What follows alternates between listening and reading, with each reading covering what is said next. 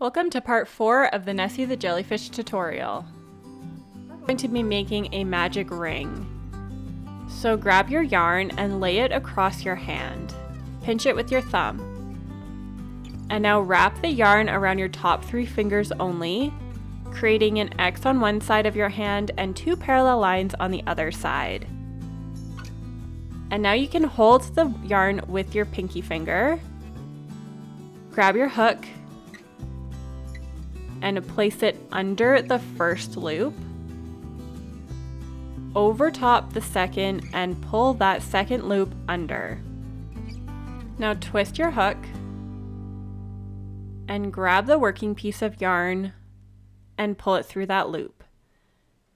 This is called the magic ring, and it's one of the trickiest parts about learning how to crochet, so I do have a separate video that teaches you how to do the magic ring if you need to watch that over and over again. And now we're going to be placing 8 single crochets into the magic ring. Make sure you're single crocheting over top of both the tail and the loop.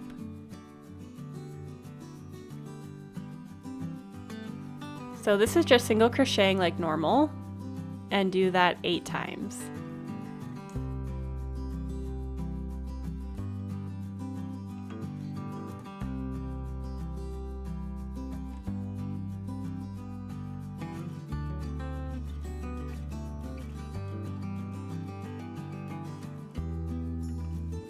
And now that we've done 8 single crochets, we can close the circle. So grab the tail and pinch the ring with your fingers so that it doesn't twist. If it does twist like that, just make sure you untwist it before closing the circle tight, or else it's gonna become some weird little lumpy knot and you're not gonna be able to crochet into it. Okay, and now insert your hook, and we're going to do an increase in every one of these stitches. So again, that was 2 single crochets in each stitch. And that's going to give us 16 stitches at the end. And that's all there is to it to this piece. So increase your way around the circle.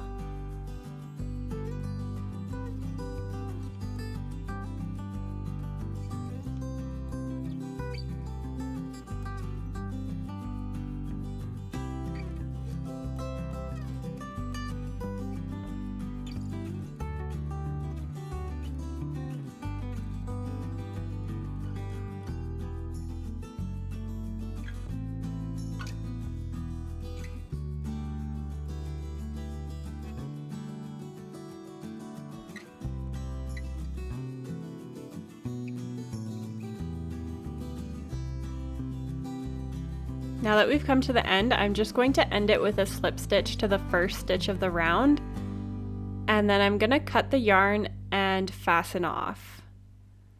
I'm just showing you here, this is what the bottom of the head looks like, and we're going to be sewing that on in a little bit.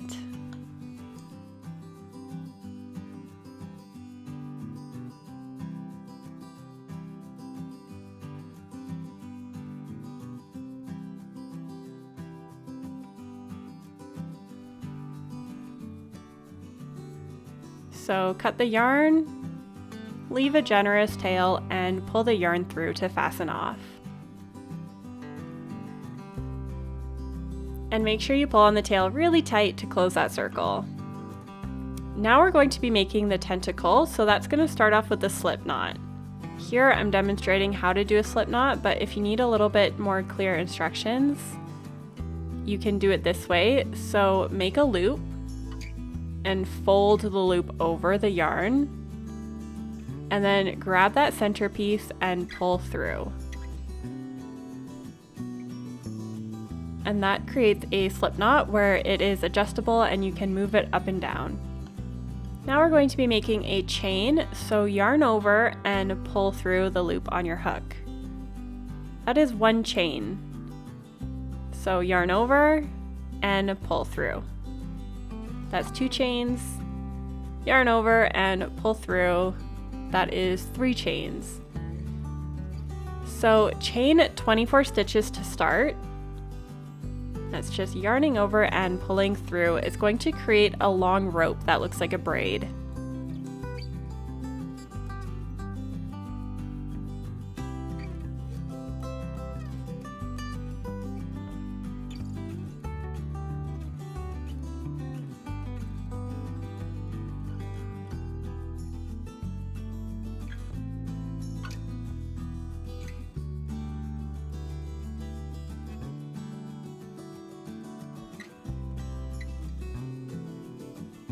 So now in the second chain from your hook, so it's not the very next one, but the one after, we're going to be placing 4 half double crochets in. So you can see here, I'm showing you what the back of the chain looks like. There is a loop on that side, but I don't want you to worry about that right now. All we're going to be doing is inserting your hook in the top loop of the chain. So right there, yarn over, insert your hook, yarn over again, yarn over, and pull through all 3 loops. So again, we're doing 4 half double crochets in each of these chain stitches.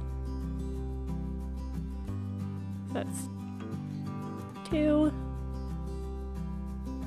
3, and 4.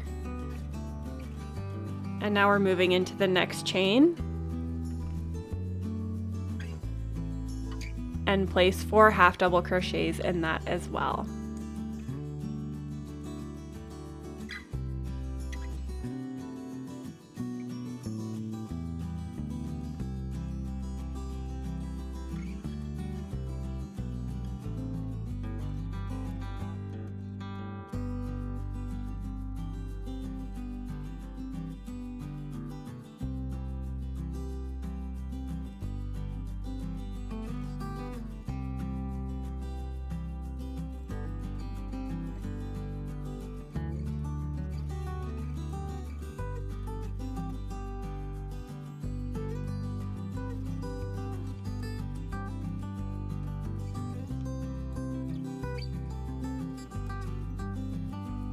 So we're going to be placing 4 half double crochets in every chain along the whole thing. So I'm going to speed up this part and I will meet you back once we're all finished.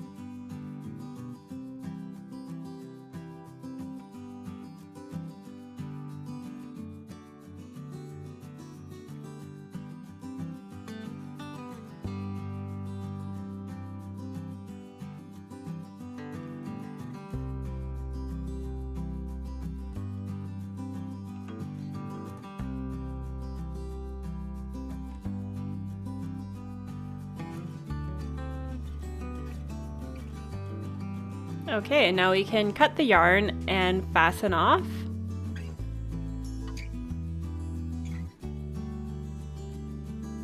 Pull the yarn through, and it kind of looks like a weird brain right now, but if you twirl it around your finger, it'll just naturally fall into a perfect little tentacle curl.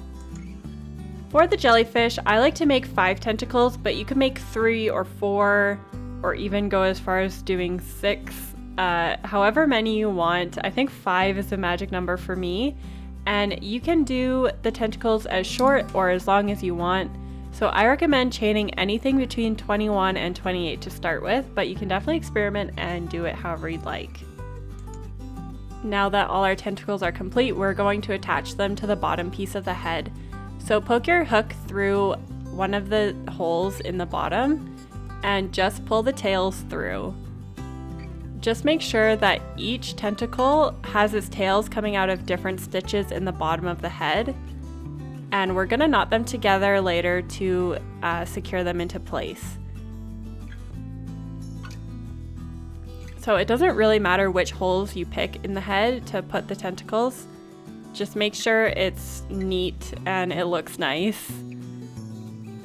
So I'm just going over a few stitches and putting in the next tentacle.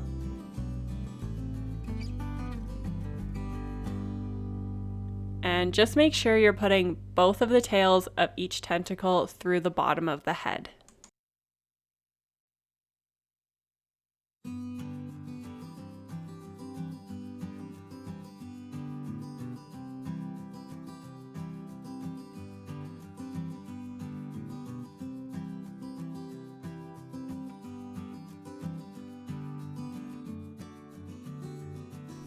Now that all our tentacles are passed through the bottom of the headpiece, we're going to take all the strings and knot them. So it doesn't really matter what strings are knotted with what, just make sure everything is knotted together and then cross knot some of them. Name of the game here is just make everything super secure.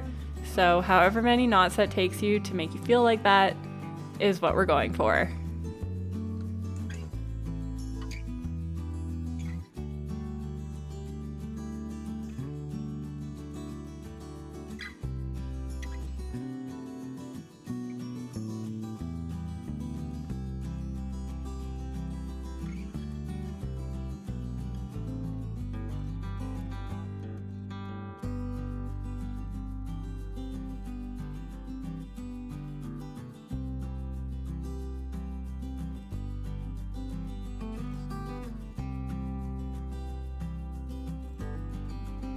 Now we can chop those little babies off and we are ready to sew everything together.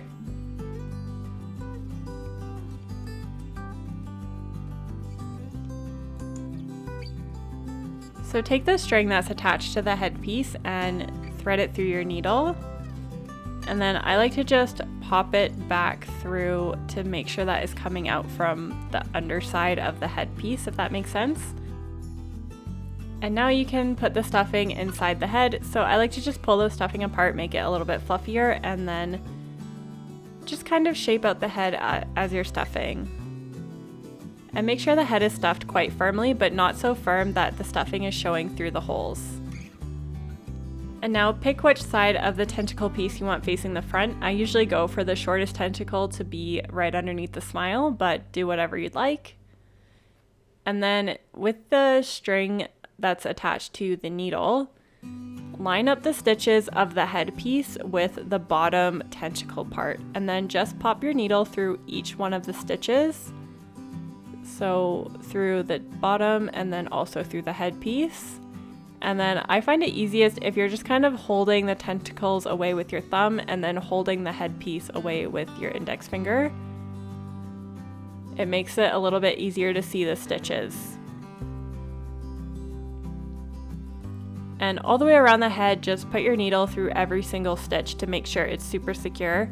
I actually do this twice, so I put my needle through each stitch for the first time around, and then I do the exact same thing one more time just to make sure everything is really secure.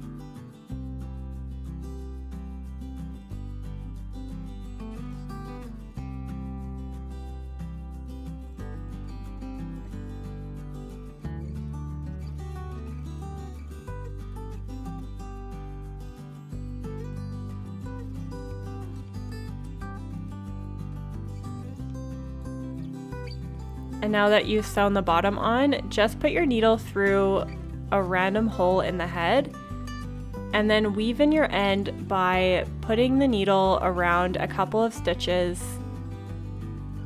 My tail piece wasn't very long, so I couldn't do this many times, but I usually do that about 4 times just to make sure that the end isn't going to unravel itself.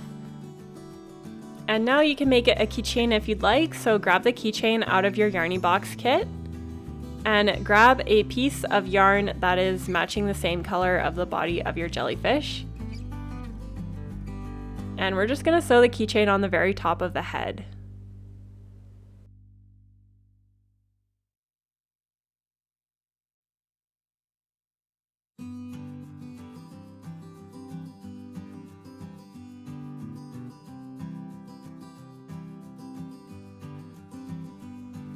So as you can see here, I'm just doing a super basic stitch, and I'm kind of sewing in an X shape across the top of the head. And I'm going to sew across the keychain about 5 times.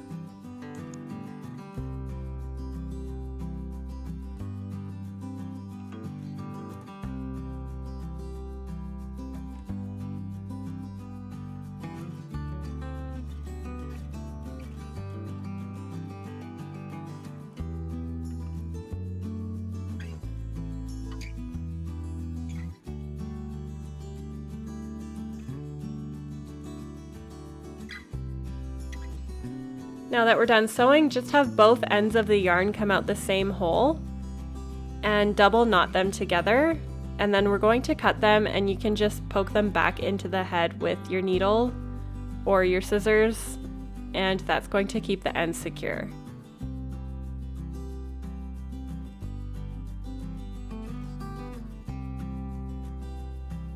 And that's it! Now you have your very own Nessie the Jellyfish keychain. It looks super cute on a backpack, a pair of keys, or hanging from your mirror in your car.